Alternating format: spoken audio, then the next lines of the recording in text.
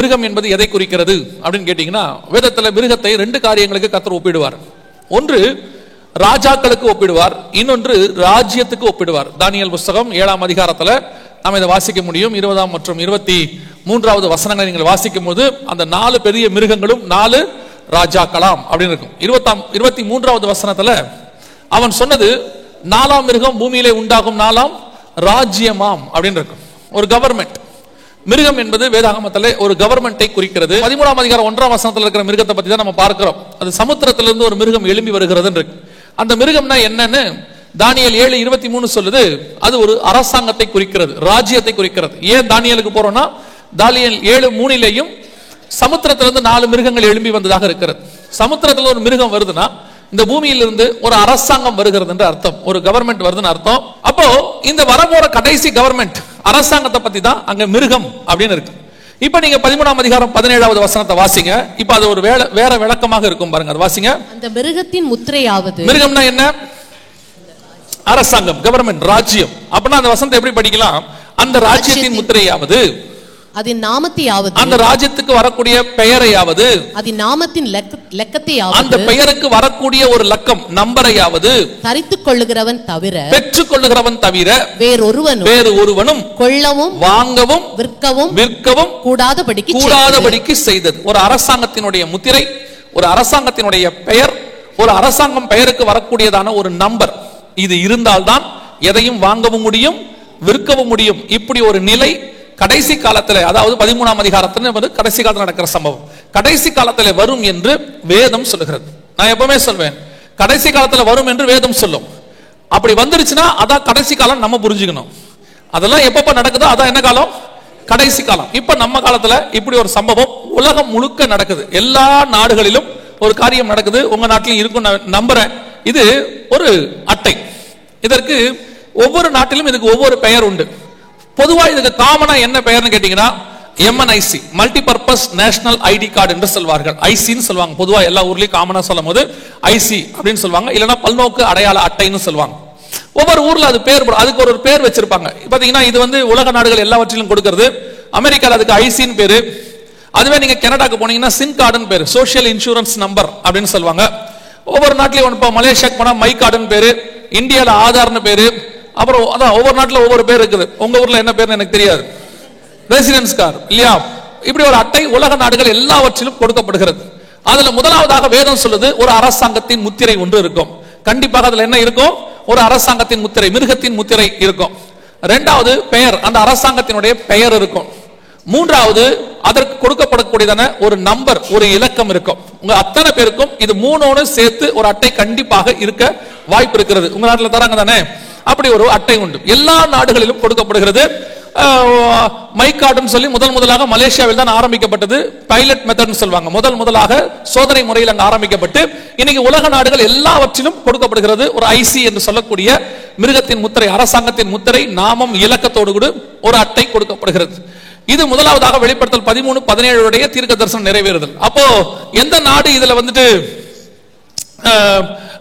நம்ம சொல்லக்கூடிய கடைசியா வரக்கூடிய அந்திகிறிஸ்து, அதாவது கடைசி சர்வாதிகாரியா இருக்க போதுன்னா இதுல எந்த நாடு கடைசி சர்வாதிகாரி கிடையாது. நம்ம ஏற்கனவே பார்த்தோம், ஐரோப்பியன் யூனியன் தான் அந்த கடைசி சர்வாதிகார நாடு, 10 நாடுகள் கூட்டமைப்பு.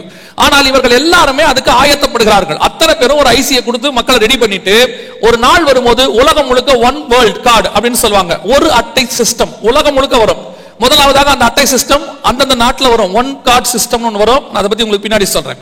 இப்ப முதலாவது வெளிப்படுத்தல் 13:17 படி ஒரு மிருகத்தின் முத்திரை, ஒரு நாமம், ஒரு பெயர் அல்லது ஒரு நம்பரோடு கூட ஒரு அட்டை உலகம் முழுவதும் எல்லா நாடுகளிலும் கொடுக்கப்பட்டாகி விட்டது. ஏறக்குறைய 20 ஆண்டு காலமாக இது நடக்கிறது. கடைசி காலத்தினுடைய அடையாளம் என்பது நம்முடைய நீங்க நினைக்கிற மாதிரி ஏதோ 2019-18 நடக்கல.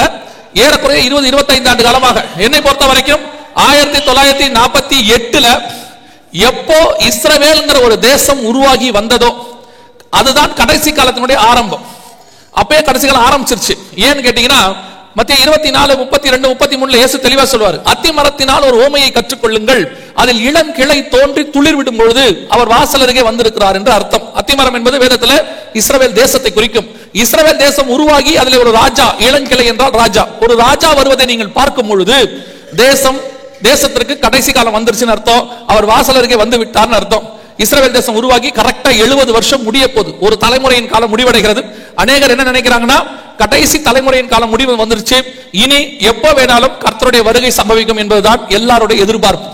சோ கடைசி காலத்தினுடைய 70 வருஷ காலம் நம்ம வந்துட்டோம், ஒரு தலைமுறையை முடிச்சிட்டோம். கடைசி காலத்துல கர்த்தர் சொன்னபடி துல்லியமாக தீர்க்க தரிசனங்கள் நிறைவேறி கொண்டிருக்கிறது. அதனுடைய விளைவாக தான் கடந்த 20 வருஷமாக அத்தனை பேருக்கும் இப்படி ஒரு அட்டை கொடுக்கப்படுகிறது. இந்த அட்டை கொடுக்கப்படுகிற நோக்கம் வெறும் தீர்க்க தரிசனம் நிறைவேறுதல் மாத்திரமல்ல, இதுக்கு பின்னாடி இன்னொரு மிக முக்கியமான விஷயம் இருக்கு. என்னன்னா, நம்ம அத்தனை பேரையும் நம்பர் சிஸ்டத்துக்குள்ள கொண்டு வராங்க. நம்ம எல்லாரையும், இதையும் வேதம் சொல்லுது. 18வது வசனம் வெளிப்படுத்தல் 13:18 புத்தியுடையவன் கணக்கு பார்க்க கடவன், அது மனுஷனுடைய இலக்கமாக இருக்கிறது, அதனுடைய இலக்கம் 666. இந்த இலக்கம் இருந்தாதான் வாங்க முடியும், விற்க முடியும்னு 17வது வசனம் சொல்லுது. அப்போ அத்தனை பேரையும் ஒரு நம்பருக்குள்ள கொண்டு வருவாங்க. அந்த நம்பர் இருந்தாதான் நீங்க எதையுமே வாங்க முடியும், விற்க முடியும். எக்கானமி ஃபுல்லா அதை பேஸ் பண்ணி தான் இருக்கும்னு ஆண்டவர் சொல்றார். வெளிப்படுத்தல் 13:18. இது ஏதோ இன்னைக்கு உள்ள டேர்ம்ல நான் சொல்றதுனால புதுசு நினைக்காதீங்க. 1900 வருஷத்துக்கு முன்னாடி பைபிள் சொல்லுது, கடைசி காலத்துல அத்தனை பேருக்கு இப்படி ஒரு நம்பர் கொடுக்கப்படும், அதை புத்தி உடையவன் கணக்கு பார்க்க கடவன்னு சொல்லு. இப்போ நம்ம அத்தனை பேரையும் நம்பருக்குள்ள கொண்டு வராங்க. ஏன் நம்பருக்குள்ள கொண்டு வராங்க அப்படின்னு கேட்டீங்கன்னா, ஒவ்வொரு சர்வாதிகாரியின் ஆட்சி வரும்போதும் அந்த சர்வாதிகாரியினுடைய மொழியை உலகத்திலே அவர்கள் திணிப்பார்கள். அந்த மொழியை எல்லாரும் ஃபாலோ பண்ணணும்னு விரும்புவாங்க. பைபிள்ல பார்க்கிறோம், நேபுகாத்நேச்சார் வந்து தானியேலை கூட்டிட்டு போன உடனே அவர் என்ன செய்யறாரு, தானியேலுக்கு அந்த மொழியை சொல்லிக் கொடுக்க வேண்டும். கொண்டு வந்த யூத வாலிபர்கள் அத்தனை பேருக்கும் கல்தேயர் மொழியை சொல்லிக் கொடுக்க வேண்டும் என்று தானியேல் புத்தகம் 1ஆம் அதிகாரம் சொல்லுகிறது. எல்லா நாடும் அதை செய்யும். அலெக்சாண்டர் வரும்போது உலகம் முழுக்க கிரேக்க சாம்ராஜ்யத்தினுடைய மொழியை, கிரேக்க மொழியை கொண்டு வந்தார். அதே மாதிரி ஆங்கிலேய சாம்ராஜ்யம் வரும்போது பிரிட்டிஷர்ஸ் உலகம் முழுக்க இங்கிலீஷை கொண்டு வந்தாங்க. அதே மாதிரி இப்ப அடுத்த லாஸ்ட் கவர்மெண்ட், கடைசி ஒரு சர்வாதிகாரியின் ஆட்சி வரப்போகுது. அந்த சர்வாதிகாரியின் ஆட்சியில அவனுடைய மொழியை இப்பொழுது உலகம் முழுக்கும் பரப்பி கொண்டிருக்கிறார்கள். அந்த மொழியில தான் உங்களுக்கும் எனக்கும் எல்லாமே செஞ்சுக்கிட்டு இருக்கிறோம். அந்த மொழியில கொண்டு வராங்க. என்ன மொழி அப்படின்னு கேட்டீங்கன்னு சொன்னா, எது காமனான மொழி அப்படின்னு கேட்டீங்கன்னா, உலகத்தில் இருக்கிற அத்தனை பேரும் தெரிஞ்ச பழக்கப்பட்ட யூஸ் பண்ற ஒரே மொழி மேக்ஸ், கணக்கு. டிஜிட்டல்னு சொன்னா உங்களுக்கு புரியும். கடைசி காலத்துல சங்கத்துக்கு உங்களுக்கு வசதியா பேர் வைக்கிறாங்க. நீங்க சாலமோன்னு வச்சுக்கோங்க, சல்மான்னு வச்சுக்கோங்க, என்ன வேணாலும் வச்சுக்கோங்க. ஆனா அவங்க உங்களுக்கு ஒரு பேர் வைக்கிறாங்க. அதுதான் அரசாங்கம் கொடுக்கக்கூடிய நம்பர். ஒவ்வொரு நாடும் தன்னுடைய சிட்டிசன்ஸ் அத்தனை பேருக்கும் ஒரு நம்பர் கொடுக்குது. அந்த நம்பர்ல தான் உங்களுக்கு மொழி. இப்போ உங்க பேரை வந்து அவங்களுக்கு முக்கியமே கிடையாது. இப்போ நீங்க போனீங்கன்னா எங்க போனாலும் முதல்ல உங்களை என்ன கேட்கறாங்க, நம்பர் தான் கேட்கறாங்க. அதாவது போன் நம்பரா இருக்கட்டும், ரெசிடென்ட் நம்பரா இருக்கட்டும், அல்லது கார் நம்பரா இருக்கட்டும், எல்லாமே நம்பர், டிஜிட்டல் நம்பரை வச்சு தான் உங்களையே கனெக்ட் பண்றாங்க. இப்ப நம்பர் இருந்தாதான் உங்க பேர் சரியான அவன் வெரிஃபை பண்ணிக்கிறான். அப்படின்னா உங்களுக்கு இனி நீங்க என்ன, இப்ப பாருங்களேன், உங்க பேரை நீங்க மாத்திக்கலாம் போய். இப்ப நீங்க வந்துட்டு வேற பேர் இருக்குது, இப்ப வேற பேர் மாத்தணும் டிசைட் பண்ணி நீங்க வேற பேர் என்ன செஞ்சுக்கலாம், மாத்திக்கலாம். ஆனா உங்களுடைய நம்பரை மாத்த முடியாது. அரசாங்கம் கொடுக்கிற நம்பர், பிறக்கும் போது உங்களுக்கு ஒரு நம்பர் கொடுத்தாங்கன்னா சாகர வரைக்கும் அதான் நம்பர். நீங்க பேரை வேணா மாத்திக்கொள்ளலாம். அப்போ அவர்கள் உங்களுக்கு ஒரு பேர் வைக்கிறார்கள், அவர்கள் மொழியில வைக்கிறார்கள். அந்த மொழி தான் என்னன்னு கேட்டீங்கன்னு சொன்னா டிஜிட்டல், கணக்கு. நம்ம உலகத்தில் இருக்கிற அத்தனை பேரையும் ஒரு நம்பருக்குள்ள கொண்டாந்துட்டாங்க. இரண்டாவது, இதை கொண்டு வந்து வெளிப்படுத்தல் 13:18 சொல்லுது, கணக்கு பார்க்க கடவன். என்ன கணக்கு பார்க்கணும், அதை கணக்கு பார்த்தா 666 வரும் என்று வேதம் சொல்லுது. இப்போ உங்களுக்கு கொடுக்கிற நம்பர், உங்களுடைய ஐசி நம்பர்ஸ் எல்லாத்தையும் பாத்தீங்கன்னா உலகம் முழுக்க காமனா மாறிக்கிட்டு இருக்கு. ஒருவேளை உங்க நாட்டில் இன்னும் மாறாம இருந்தா இனி மாற போகுது, அவ்வளவுதான். ஏற்கனவே இப்படி ஒரு நம்பர், இப்ப இந்தியாவில் வந்து ஆதார் நம்பர் இருக்கு. அந்த நம்பரை கொடுக்கும்போது 12 டிஜிட் நம்பர் கொடுத்தாங்க. 12 டிஜிட் நம்பர் கொடுக்கும்போது நாங்க எங்களுடைய பத்திரிகையில எழுதணும், 12 கொடுக்க கூடாது, 16 தான் கொடுக்கணும்னு சொல்லி ஒவ்வொருத்தருக்கும் 16 இலக்கத்துல நம்பர் கொடுக்கணும். நாங்க எழுதின உடனே ஒரு சிலர் எங்களை கிரிட்டிசைஸ் பண்ணாங்க. அரசாங்கமே 12 தான் கொடுக்குது, நீங்க 16ங்கிறீங்க, நீங்க என்ன அரசாங்கத்தையே குற்றம் சொல்றீங்களான்னு. குற்றம்லாம் சொல்லல. எல்லா நாடும் தன்னுடைய சிட்டிசன்ஸ்க்கு 16 இலக்கத்தில் தான் நம்பர் தருவார்கள். ஏன் 16 இலக்கம் தரணும் அப்படின்னு கேட்டீங்கன்னு சொன்னா, உங்க கையில 16 இலக்கத்தை கொடுத்துருவாங்க. அதை ஸ்டோர் பண்ற கம்ப்யூட்டருக்கு 2 டிஜிட் வச்சிருப்பாங்க, மொத்தம் 18 டிஜிட். இந்த 18 டிஜிட்டை தான் 666 பிரிப்பாங்க, 3 6 பிரிப்பாங்க. இது 666க்கு ஒரு வகை. 666 பல வகையில வரும். அதுல ஒண்ணு சொல்றேன். இப்ப wwwங்கிறது 666, wங்கிறது சால்டியன் மெத்தட் படி உலகத்துல இருக்கிற நியூமராலஜில எதுலயும் போய் பாருங்க, W என்பது 6 தான் இருக்கும். நீங்க ஒருவேளை நம்ம கேலண்டர்ஸ்ல போய் இல்லனா கூகுள்ல போயிட்டு சால்டியன் மெத்தட்னு போட்டு பாருங்க. A to Z க்கு நம்பர் இருக்கும். A க்கு 1, B க்கு 2, C க்கு 3, D க்கு 4, E க்கு 5, F க்கு 8, U க்கு 6, V க்கு 6, W க்கு 6, ஒவ்வொருத்துக்கும் 6 இருக்கும். அதுல போய் பாத்தீங்கன்னா W க்கு 6 என்று இருக்கும். www என்பது 666. இயேசு சொல்றாரு 666 இல்லாமல் எதையும் வாங்கவும் முடியாது, விற்கவும் முடியாது. வித்தவுட் கம்ப்யூட்டர் இப்ப நீங்க எதுவுமே செய்ய முடியாது. ஆன்லைன் இல்லாம இன்னைக்கு நீங்க டிரான்சாக்ஷன் இல்லாம எதுவுமே செய்ய, எல்லா டிரான்சாக்ஷனுக்கும் மூல எழுத்து தலை எழுத்து எதுன்னு பாத்தீங்கன்னு சொன்னா www தான். 666 அது ஒரு வகை. இந்த மாதிரி பல வகை இருக்கு. ஆனா எல்லா வகையும் 666 தான் வந்து முடியும். கடைசியா இந்த வேர்ல்டோட சிஸ்டம் எல்லாமே 666 குள்ள வந்து சேர்ந்துரும். அதன்படி உங்களையும் அந்த 666 குள்ள கொண்டு வரணும். அப்படி கொண்டு வந்தா தான் நீங்க அதுக்குள்ள வருவீங்க. அதுக்கு தான் உங்களுக்கு என்ன பண்றாங்கன்னா 16 டிஜிட்ல நம்பர் கொடுக்கணும். ஏற்கனவே உங்களுக்கு 16 டிஜிட் நம்பர் வந்துருச்சு. உதாரணமா உங்களுடைய ATM card, debit card, credit card எல்லாம் பாருங்க 16 டிஜிட்ல தான் இருக்கும். இன்டர்நேஷனல் கான்டாக்ட் உள்ள எல்லாமே பாத்தீங்கன்னா 16 டிஜிட் குள்ள வந்துருவாங்க. ஏன் 16ல கொண்டு வந்தாங்கன்னா அது ஒரு 16, சிஸ்டத்துக்கு ஒரு 2, மொத்தம் 18.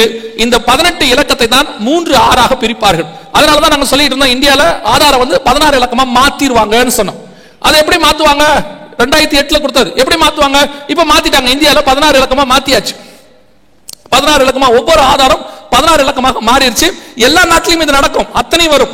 அடுத்தபடியா இந்தியால வந்துட்டு நாங்க வந்துட்டு என்ன சொன்னா உங்க செல்போன் நம்பர். இப்போ உங்க செல்போன் நம்பர் எத்தனை டிஜிட் இருக்குது இங்க இருக்கிறவங்களுக்கு? 8. இந்த +968 யார் சேர்க்கிறது? இந்த +968 இல்லாம நீங்க உலக நாடு எதுக்குமே கூப்பிட முடியாது தானே? ஆமாவா இல்லையா? அப்ப +968 சேர்த்தா எவ்வளவு? 11. பிளஸ்க்கு எத்தனை நம்பர்? 2 நம்பர். 00 அர்த்தம். அப்ப கணக்கு பார்த்தா எத்தனை ஆச்சு? 13 டிஜிட்ல ஏற்கனவே இருக்கிறீங்க. இந்தியால அத்தனை பேர் எத்தனை இருந்தாங்கன்னு கேட்டீங்கன்னு சொன்னா 14ல இருந்தாங்க. இந்தியால 14 டிஜிட்ல இருந்தாங்க, நீங்க 13 டிஜிட்ல இருந்தீங்க. அவ்வளவுதான் வித்தியாசம். ஒன்னும் பெரிய வித்தியாசம்லாம் கிடையாது. நாங்க அப்பயே சொன்னோம் இதுவும் 14 டிஜிட்டாக மாறும்னு சொன்னோம். இப்ப அதையும் மாத்திட்டாங்க. 16 டிஜிட்டுக்கு மாத்தி இருக்காங்க. 11 இலக்கமாக மாறும்போது இந்தியால +91 0091 சேரும்போது 15 டிஜிட்டா மாறுது. இதுவும் கிடையாது, 16ஆ தான் மாறும். உங்க போன் நம்பர் 16ஆ மாறும், ஐசி நம்பர் 16ஆக மாறும், உங்களுடைய ATM card, debit card, credit card எல்லாமே 16 டிஜிட்டாக மாறும். அதோட இல்லாம உங்களுடைய கம்ப்யூட்டருக்கு 2 டிஜிட் இருக்கும், மொத்தம் 18 டிஜிட். இதுதான் 666ஆக மாறும். இப்ப கொஞ்சம் கொஞ்சமா உங்களை அதுக்குள்ள கொண்டு வந்துட்டு இருக்காங்க. இப்ப வேர்ல்ட் வைட் உள்ளதான நெட்வொர்க்குள்ள நீங்க வந்துட்டீங்க. எப்ப நீங்க வந்து ஒரு ரெசிடென்ட் நம்பரையோ ஒரு ஆதார் நம்பரையோ கையில வாங்கிட்டீங்களோ இப்ப நீங்க என்ன பண்ண முடியாது? அந்த வேர்ல்ட் வைட் நெட்வொர்க்ல வெளியே வர முடியாது. நான் எனக்கு இது வேணாம் அப்ப நீங்க இந்த நாட்டுல இருக்க முடியாது. அப்ப நீங்க இந்தியாவுக்கு வந்தீங்கன்னா அங்க ஆதார் வாங்கணும். இது இல்லாம நீங்க இருக்கவே முடியாது. அததான் பைபிள் சொல்றது. இது இல்லாமல் வாங்கவும் விற்கவும் கூடாதபடிக்கு செய்தது மஸ்ட். வேற வழி இல்ல. வேர்ல்ட் அப்படித்தான் போகும். அப்ப இதெல்லாம் வாங்க வேண்டாம்னா இதை வாங்கிக்கலாம்.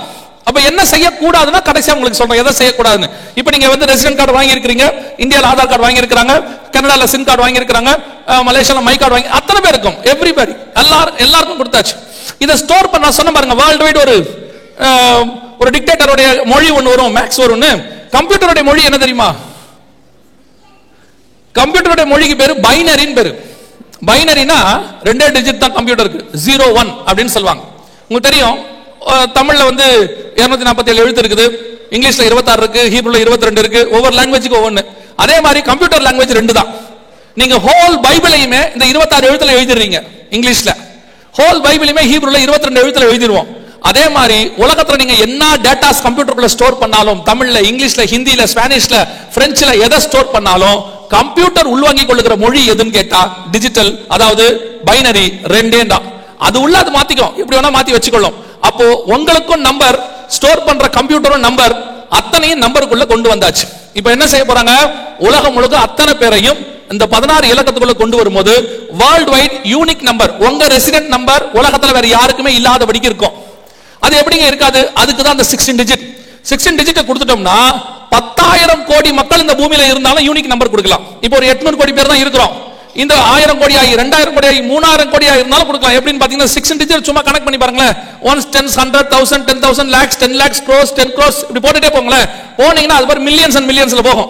எத்தனை பேருக்கு வேணாலும் யூனிக் நம்பர் கொடுக்கலாம். அதனாலதான் உங்களுக்கு நம்பர்ல கொண்டு வந்திருக்காங்க. இப்போ சாலமோன் அப்படின்னு சொன்னா 100 சாலமோன் இருந்தா கன்ஃபியூஸ் ஆயிடும் இல்லையா? ஆபிரகாம் 10,000 ஆபிரகாம் கன்ஃபியூஸ் ஆயிடும். அப்புறம் அவங்க அப்பா பேரை தேடணும், ஏன்னா அவங்க டிஃபரன்ஷியேட் உண்டாக்கணுமே. அப்புறம் வந்துட்டு அவங்க அப்பா பேரும் ஒன்னாயிருச்சுன்னு வச்சுங்க. ஒரு 10,000 ஈசாக்கு இருக்கு, உள்ள போய் பார்த்தா ஒரு 10,000 ஈசாக்குல ஒரு 4,000 ஈசாக்கு அப்பா பேர் ஆபிரகாம்னு வச்சுக்கோங்க. அடுத்த கன்ஃபியூஷன். சரி, ஆபிரகாம் உள்ள போனா ஒரு 2000 ஆபிரகாமுடைய அப்பா பேர் தேராகுன்னு இருக்குன்னு வச்சுக்கோங்க, திருப்பியும் கன்ஃபியூஷன். அப்ப இத்தனை பேரைய டிஃபரன்ஸ் உண்டாக்கணும். என்ன பண்ணணும்? Unique number. இந்த நம்பரை கொடுத்தாச்சுன்னா இது உலகத்துல வேற யாருக்குமே இருக்காது. அதனாலதான் இப்ப உங்களை யாருமே பேரை வச்சுலாம் கணக்கே கிடையாது. எந்த நாட்டுக்கு போனாலும் நம்பர் தான். உங்க நம்பர் என்ன அப்படின்னு கேட்கறாங்க. அந்த நம்பரும் 16 இலக்கத்தில் வருகிறபடினால 666 வந்துருச்சு. ஆண்டவர் சொன்னபடி முதலாவதாக மிருகத்தின் முத்திரை நாமம் இலக்கத்துக்குள்ள நம்மளை கொண்டாந்துட்டாங்க. ரெண்டாவது 666 கொண்டாந்துட்டாங்க. இப்போ உங்களுக்கு கணக்குல பேரும் வச்சுட்டாங்க. ஆல்மோஸ்ட் நம்மளை கொண்டாந்து கடைசி காலத்தினுடைய கடைசி நிமிஷத்துக்குள்ள கொண்டாந்துட்டாங்க. வேர்ல்டு வைட் இது நடந்துருச்சு. கர்த்தர் சொன்னபடி துல்லியமாக தீர்க்க தரிசனம் கடைசி கால சாம்ராஜ்யத்துக்குள்ள கொண்டாந்துட்டாங்க. இதே மாதிரி ஒரு தடவை இதுக்கு முன்னாடி நடந்துச்சு. எப்ப ஞாபகம் இருக்கா? லூக்கா எழுதின சுவிசேஷம் 2ஆம் அதிகாரம் 1ஆம் வசனம். யோசிச்சு உங்களை கேட்கிற அளவுக்கு இப்ப நேரம் இல்ல. லூக்கா எழுதின சுவிசேஷம் 2ஆம் அதிகாரம் 1ஆம் வசனம் வாசிங்க. அந்நாட்களில் உலகமெங்கும் குடிமதிப்பு எழுதப்பட வேண்டும் என்று அகஸ்து ராயனால் கட்டளை பிறந்தது. நல்ல கவனிங்க. அன்னைக்கு உலகங்கிறது 3 கண்டம் தான், 3 கான்டினென்ட்ஸ், யூரோப், ஏசியா, ஆப்பிரிக்கா. அதுக்கப்புறம் 16th செஞ்சுரியில தான் நமக்கு வந்து 2 அமெரிக்காவும் அதுக்கப்புறம் தான் ஆஸ்திரேலியாவெல்லாம் கண்டுபிடிச்சாங்க. போய் கொலம்பஸ் போய் கண்டுபிடிச்சா நம்ம எல்லாருக்கும் தெரியும். அன்னைக்கு உள்ளது 3 கண்டம் தான், யூரோப், ஆப்பிரிக்கா, ஏசியா. இந்த 3 கான்டினென்ட்ல இருக்குது. அதனால தான் உலகம் எங்கும் இருக்கு. இந்த 3 கான்டினென்ட்டுக்குள்ள இருக்கிற அத்தனை பேரையும் கணக்கெடுப்பு நடத்த வேண்டும் என்று அகஸ்து ராயனால் கட்டளை பிறந்தது. அதுக்கு என்ன பண்ணாங்க? அவங்கவங்க ஊர்ல போய் ரிஜிஸ்டர் பண்ணணும். எப்படி பண்ணணும்? டோட்டல் ஃபேமிலியோட ரிஜிஸ்டர் பண்ணணும். மனைவி பிள்ளைகளை கூட்டிட்டு போய் அவன் அந்தந்த ஊர்ல என்ன செய்யணும்? ரிஜிஸ்டர். நாம என்ன நினைக்கிறோம்னா பெத்லஹேம்ல இயேசு பிறக்கிறதுக்காக, அது ஸ்பிரிச்சுவல் தீர்க்க தரிசனம். வேர்ல்ட் வைடு பாத்தீங்கன்னா உலகம் எங்கும் கணக்கெடுப்பு நடத்தப்பட்டது. இப்ப அதுதான் நடக்குது. எல்லா நாட்டிலையும் அந்தந்த நாட்டு மக்களுக்கு ரெசிடென்ஸ் அட்டை கொடுக்கறாங்க. எல்லாரும் கணக்கெடுப்பு நடத்தணும். எப்படி நடத்தணும்? ஃபேமிலியோட வாங்கணும். ஃபேமிலி மெம்பர்ஸோட மொத்தத்தையும் என்ன செய்யணும்? அவர்கள் கையில கொடுக்கணும். 2000 வருஷத்துக்கு முன்னாடி நடக்கும்போது அந்த கணக்கெடுப்பு மொத்தம் முடியும் போது இயேசு பிறந்தார். இப்ப 2000 வருஷம் கழிச்சு மொத்த கணக்கு முடிவடையும் போது இயேசு வரப்போகிறார். அல்லேலூயா. அன்னைக்கு கணக்கெடுப்பு நடத்தி அகஸ்து ராயன் கையில ஒப்படைச்சாங்க. இன்னைக்கு கணக்கெடுப்பு நடத்தி வரப்போற சர்வாதிகாரி கையில ஒப்படைக்க போறாங்க. அன்னைக்கு ஜனங்களை மீட்கும்படி ரட்சகராக இயேசு பிறந்தார். இந்த தடவை நம்மை மீட்கும்படி ரட்சகராக அவர் வரப்போகிறார். அல்லேலூயா.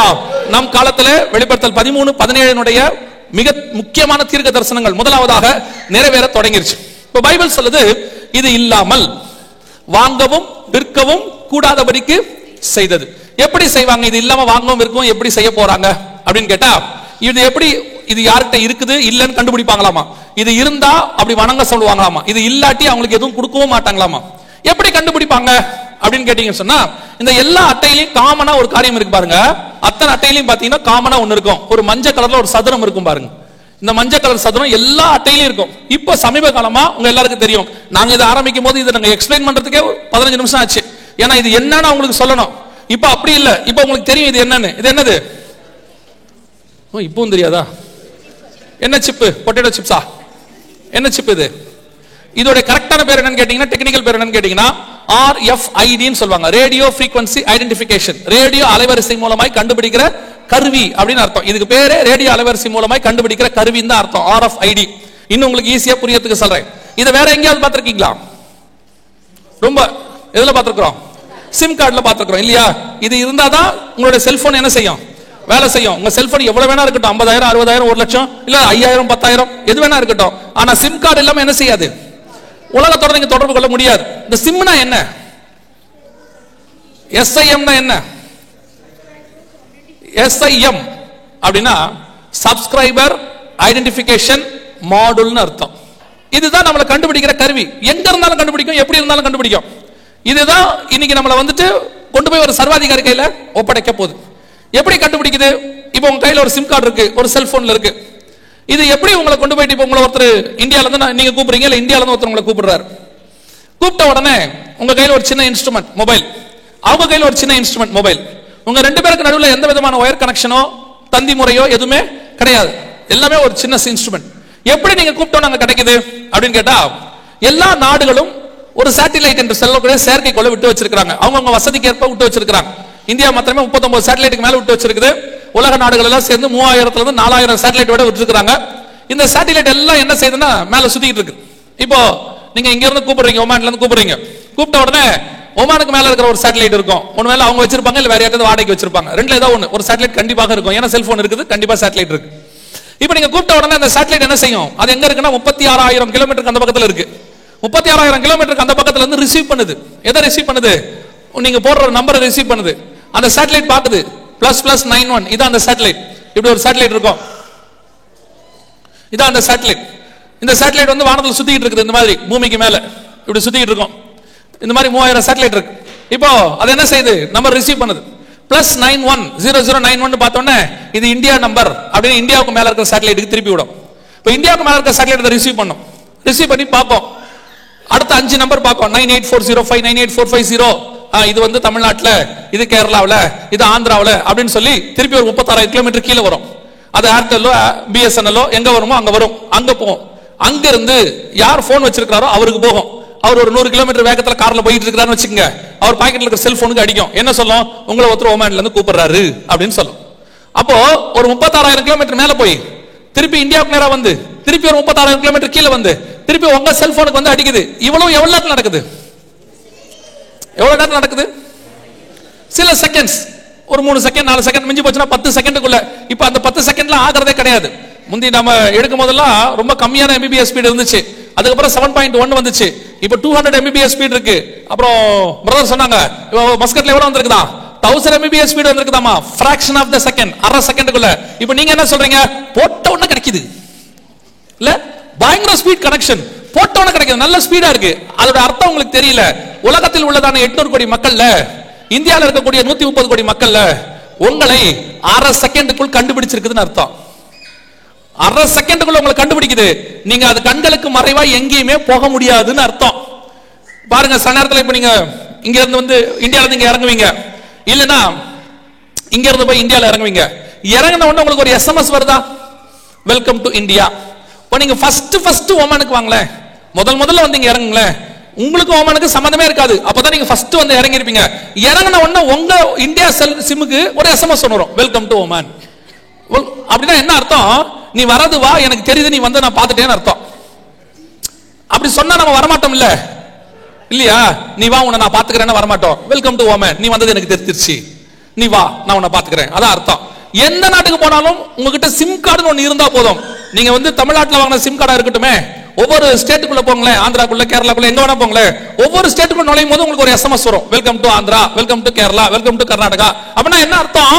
ஒவ்வொரு ஸ்டேட்டும் கண்காணிப்பு வளையத்துக்குள்ள இருக்கிறது, ஒவ்வொரு நாடும் இருக்கிறது. அப்ப நம்ம எந்த நாட்டுக்கு போனாலும் எந்த ஸ்டேட்டுக்கு போனாலும் உங்களை 24 மணி நேரம் என்ன செஞ்சிட்டு இருக்காங்க? கண்காணிச்சிட்டு இருக்காங்க. அந்த கண்காணிக்கிற கருவி தான் உங்க கையில இருக்கிற சிம் கார்டு. இப்ப நீங்க என்ன சொல்வீங்க? திடீர்னு இது இவ்வளவு ஆபத்தா, எனக்கு சிம் கார்டே வேணாம், செல்போன் வேணாம்னு சொன்னீங்கன்னா உங்க ரெசிடென்ட் ஐடிக்குள்ள கொடுத்துருவாங்க, இருக்குதானே? உங்க டிரைவிங் லைசன்ஸ் குள்ள கொடுத்துருவாங்க, உங்களுடைய பேங்க் கார்டுக்குள்ள கொடுத்துருவாங்க. இவ்வளத்தையும் வேணான்றீங்களா? அப்ப உங்களை கண்டுபிடிக்கிறது தான். நீங்க மறைவா போகவே முடியாது. 24 hours உங்களை கண்டுபிடிச்சிட்டே இருப்பாங்க, 24 மணி நேரமும். நீங்க ஒருவேளை நைட் 1 மணிக்கு வந்து ஒரு பிளைட்ல இறங்கி நைட் 12:30 மணிக்கு இந்த நாட்டுக்குள்ள நுழைஞ்சாலும் SMS வரும், காலங்கத்தால 5 மணிக்கு வந்தாலும் SMS வரும், மத்தியானம் 2 மணிக்கு வந்தாலும் வரும். எத்தனை மணிக்கு நீங்க இந்த நாட்டுக்குள்ள காலை வச்சாலும் ஒரு SMS வரும், வந்துட்டியா வா அப்படின்னு வரும். அப்போ 24 hours நம்மளை கண்காணிக்கிற கருவி நம் கையில் தான் இருக்கிறது. அதை ஏற்கனவே கொடுத்து வச்சுட்டாங்க, எல்லா கையிலும் கொடுத்துட்டாங்க. அதாவது வெறும் not only in sim card, not only in mobile phone, உங்க ரெசிடென்ட் கார்டுல கொடுத்திருக்காங்க, உங்களுடைய டிரைவிங் லைசன்ஸ்ல கொடுத்திருக்காங்க, உங்க பேங்க் கார்டுல கொடுத்திருக்காங்க, இன்னும் என்னென்ன இருக்குதோ எல்லாத்தையும் கொடுத்துருவாங்க. இந்த சிப் இல்லாத கார்டே கிடையாது. அத்தனையும் ஒரு சில வருஷங்களுக்கு முன்பாக ஒரு ஊழியத்து நிமித்தமாக ஒரு நாட்டுக்கு போயிட்டு இருந்த போது, அப்போ என் கூட ஒருத்தர் உட்கார்ந்து இருந்தார் பிளைட்ல. அவர் யாருன்னு பாத்தீங்கன்னா ஹைதராபாத்தை சார்ந்தவர். அவர் வந்து ஏதோ பார்ட் டைமா நாசால ஒர்க் பண்ணவர், அங்க முடிச்சுட்டு வந்துட்டார். அப்போ என்கிட்ட அவர் உட்காந்து பேசிட்டு இருந்த போது, அப்புறம் அந்த ஊழியத்தை பத்தி எல்லாம் சொல்லி இருந்த போது அவர் சொன்னார், அவரும் ஆண்டவரை ஏற்றுக்கொண்ட மனுஷன். அவர் சொன்னாரு, நான் உங்களுக்கு ஒரு இன்ஃபர்மேஷன் சொல்றேன் வச்சுக்கோங்கன்னு சொல்லி, நான் அவர் சொல்லி ஒரு 10 வருஷம் இருக்கும். அவர் ஒரு இன்ஃபர்மேஷன் சொன்னார். என்னன்னா, இஸ்ரேலும் அமெரிக்காவும் ஐ ஆன் த ஸ்கை அப்படின்னு சொல்லக்கூடியதான ஒரு சேட்டிலைட் ஒன்று விட்டுருக்காங்க. இது கொஞ்சம் துல்லியமானது. எந்த அளவுக்கு துல்லியமானது?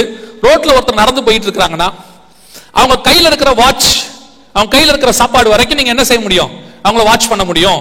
இப்போ அதை விட அட்வான்ஸ்டா எப்படி ஆயிடுச்சுன்னா, ஒரு கையில மோதிரம் போட்டுக்கிறீங்கன்னா இந்த மோதிரத்துல என்ன கல் இருக்குங்கிற வரைக்கும் ஜூம் பண்ணி பார்க்கலாம். அந்த அளவுக்கு ஒரு ஒரு சேட்டலைட் ஒன்று கொண்டு வந்திருக்காங்க, ஒரு கேமரா ஒன்று கொண்டு வந்திருக்காங்க அப்படின்னு சொன்னாங்க. எனக்கு அதை நம்பாமே இருக்க முடியல. ஏன்னா நான் அதை பார்க்கல, நான் அதை பத்தி அவர் சொன்னதோட சரி நான் அதை அப்படியே மறந்துட்டேன். சில வருஷங்கள் கழிச்சு ஷாங்காய் நகரத்துல ஐ ஆன் த ஸ்கை இருக்கு, அவங்க வந்து மக்களை துல்லியமா கண்காணிக்கிறாங்கன்னு ஒரு நியூஸ் படிச்சோம். அப்ப அதை பத்தின இன்ஃபர்மேஷன் கிடைக்கல, அந்த நியூஸ் மட்டும் எனக்கு தெரிஞ்சிச்சு. ஒரு 1 வருஷத்துக்கு முன்னாடி இந்தியா வந்து கின்னஸ் ரெக்கார்டுக்காக 100க்கும் மேற்பட்ட சேட்டலைட்டை ஒரே நேரத்தில் விட்டாங்க. விட்ட போது அந்த லான்ச்ச உட்கார்ந்து பார்த்துட்டு இருக்கும் போது டிவில அத சொல்றாரு, விஞ்ஞானி சொல்றாரு, இந்தியா வந்து ஒரு முக்கியமான சேட்டலைட் விடுது, அதுக்கு பேர் ஐ ஆன் த ஸ்கை. அதாவது வானத்துல ஒரு கண்ணு மாதிரி ரொம்ப துல்லியமா கண்காணிக்க முடியும். எந்த அளவுக்குனா, இடி இடிச்சு மழை பெஞ்சு பூமியை கருமேகம் மூடி இருந்தாலும் அதையும் ஊடுருவி வந்து பார்க்கும்னு சொன்னாங்க. அப்பதான் எனக்கு அதை பத்தின சீரியஸ்னஸ் தெரிஞ்சிச்சு. அப்புறம் போயிட்டு சைனால இருக்கக்கூடியதான அந்த வீடியோவை டவுன்லோட் பண்ணி பார்த்தோம். பாருங்க, எந்த அளவுக்கு துல்லியமா நம்மளை இப்ப நான் சொல்றது இப்ப நடந்து கொண்டிருக்கிறது. ஆனா இந்த வீடியோ 5 வருஷத்துக்கு முன்னாடி உள்ளது. இப்ப நடந்துகிட்டு இருக்கிற கான்செப்ட் இது. எப்படி நம்மளை கண்காணிக்கிறாங்க பாருங்க. இது ரோட்ல இருக்கிற ஒரு கார் நம்பர் எப்படி கண்காணிக்கிறாங்க மட்டும் பாருங்க. உங்களுடைய ஒவ்வொரு போன் கால் உங்களுக்கு வரும்போது இதான் நடக்குது. ஒவ்வொரு போன் கால் வரும்போதும் இதுதான் உங்களுக்கு நடக்குது. எங்க இருக்கு பாருங்க. 360 டிகிரில அந்த சிட்டியை நீங்க மொத்தமா கண்காணிக்க முடியும். இப்ப பாருங்க, அந்த ரோட்ல நடந்து போற ஒரு ஆளை அவங்க கையில சாப்பிடுற சாப்பாடு வரைக்கும் பார்ப்பாங்க பாருங்க.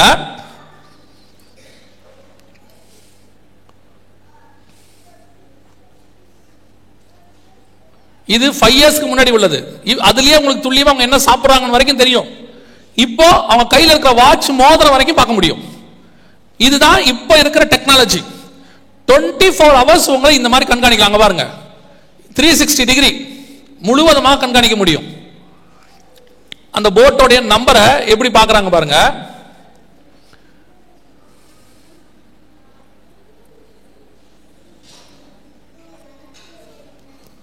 இதுதான் இன்னைக்கு இருக்கிற டெக்னாலஜி.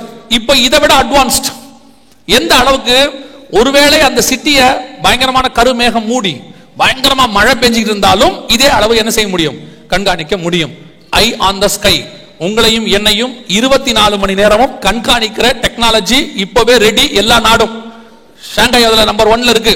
அந்த அளவுக்கு ரொம்ப வேகமாக எத்தனையோ நிமிஷத்துக்குள்ள ஒரு குற்றவாளியை கண்டுபிடிக்க முடியும் அவங்க என்ன செஞ்சாங்க, நிரூபிச்சு காட்டினாங்க. அது மாத்திரமல்ல, உலகத்திலே அதிக சிசிடிவி கேமரா இருக்கக்கூடிய பட்டணம் எதுனா லண்டன் நகரம். அங்கதான் 8 நிமிஷத்துக்கு ஒருத்தர் ஒரு கேமராக்குள்ள இருப்பாங்க.